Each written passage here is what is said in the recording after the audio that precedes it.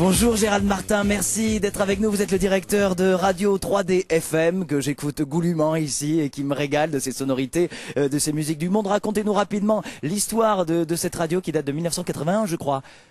Oui, tout à fait. Alors bonjour à toutes et à tous.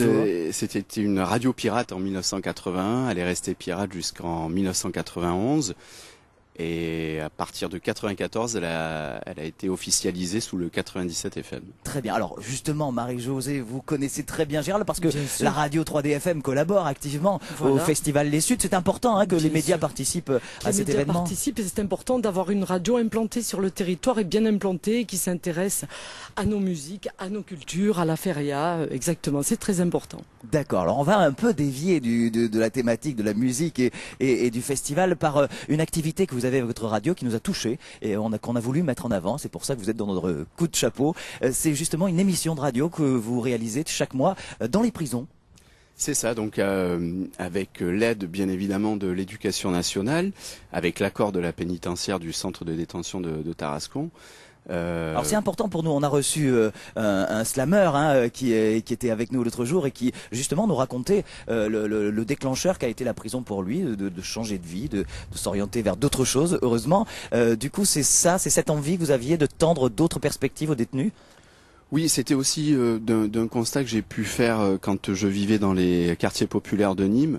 Je trouvais que l'enfermement systématique, comme on le concevait et comme on le conçoit malheureusement encore aujourd'hui, était pour certaines peines, me semble-t-il, un peu contre-productif. Et je me suis dit, bon, quand j'ai pris cette radio, je me suis dit peut-être qu'il serait intéressant d'essayer d'amener quelque chose. Alors très modestement bien sûr, mais du coup aujourd'hui les détenus réalisent une émission de radio chaque mois, s'investissent dans les sujets. Comment ça se passe? C'est une véritable rédaction qui se met en place? Tout à fait, donc les détenus réalisent et animent cette émission, toujours encadrée par l'Éducation nationale et la radio. Aussi par la direction de la pénitentiaire, voilà, qui filtre un peu les sujets. Alors, elle filtre pas les sujets. Ouais. Bien sûr, elle a le droit d'écoute sur les émissions produites. Mais pour l'instant, je touche du bois, nous n'avons jamais été censurés. L'émission qui cartonne, c'est Comment s'échapper, c'est ça? Vous donnez des conseils pour... Voilà, tout à fait. Ça cartonne. Limé Barreau, numéro. Alors moi, j'en profite, j'ai une question vous avez une question, excusez-moi. de Dominique de Sarcelles qui voudrait savoir ce que vous entendez par action dans les prisons, parce qu'il s'y connaît question action et il s'y connaît aussi question prison. Voilà, si vous pouvez le prendre après hors antenne, merci. Bien sûr, avec plaisir. Et donc du coup, l'idée, c'est de combattre aussi les préjugés qu'on a envers les prisonniers. On a une image assez stéréotypée, assez figée sur les personnes qui purgent des peines. Tout à fait. Ben justement, le slogan de l'émission, c'est chasser les préjugés.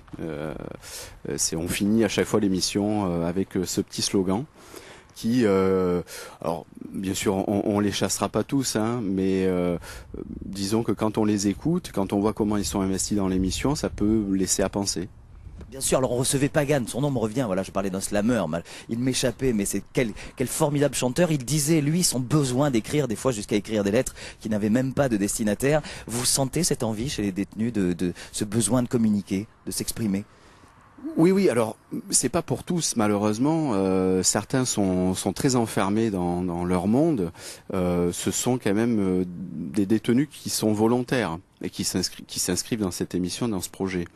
Il y a 684 détenus au centre de détention de Tarascon. Bien sûr, ça tourne puisque certains sont libérés.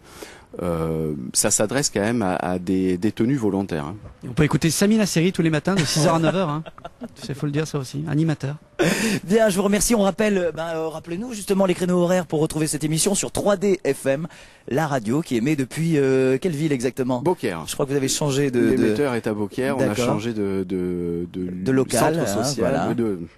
Centre social, quel lapsus, de lieu, mais enfin oui. Voilà. Très bien. Et donc vos studios sont à maintenant? À Arles. Au 23 rond-point des Arènes.